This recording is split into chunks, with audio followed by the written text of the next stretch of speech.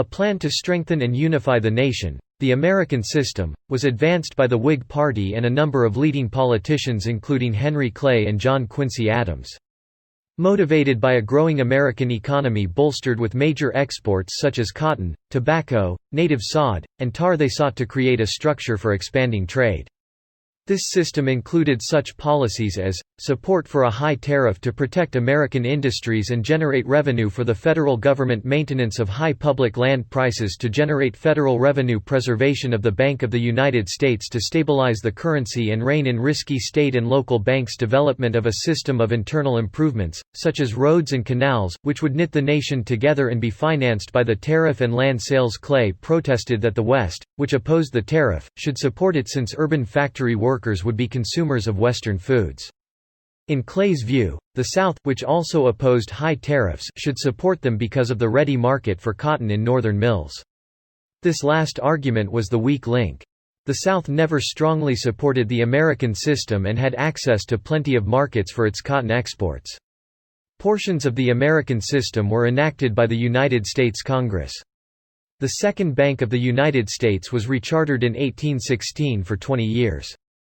High tariffs were first suggested by Alexander Hamilton in his 1791 report on manufactures but were not approved by Congress until the Tariff of 1816.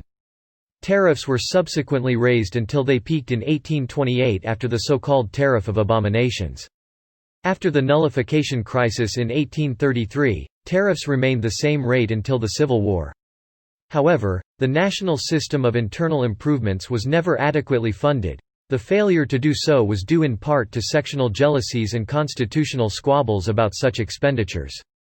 In 1830, President Jackson rejected a bill which would allow the federal government to purchase stock in the Maysville, Washington, Paris, and Lexington Turnpike Road Company, which had been organized to construct a road linking Lexington and the Ohio River, the entirety of which would be in the state of Kentucky.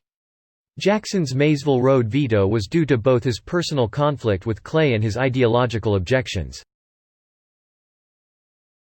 The establishment of a protective tariff, a 20% to 25% tax on imported goods, would protect a nation's business from foreign competition.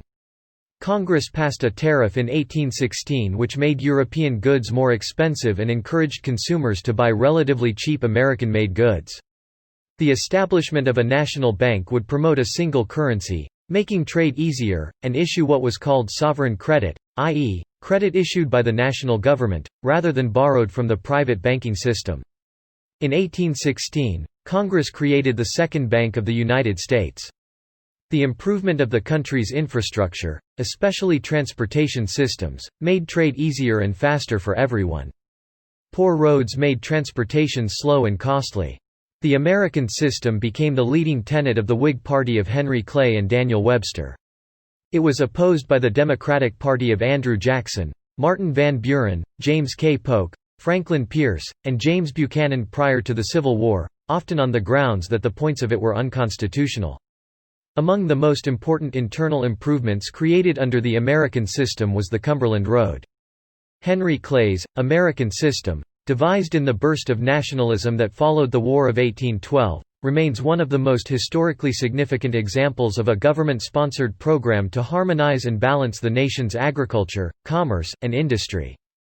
This system consisted of three mutually reinforcing parts: a tariff to protect and promote American industry, a national bank to foster commerce, and federal subsidies for roads, canals, and other internal improvements to develop profitable markets for agriculture. Funds for these subsidies would be obtained from tariffs and sales of public lands. Clay argued that a vigorously maintained system of sectional economic interdependence would eliminate the chance of renewed subservience to the free trade, laissez-faire, British system. Funds for national defense, frigates for the Navy, a standing army, and federal control of the militia, federal aid for building roads and canals, a protective tariff to encourage manufacturers, re-establishing the national bank, federal assumption of some state debt.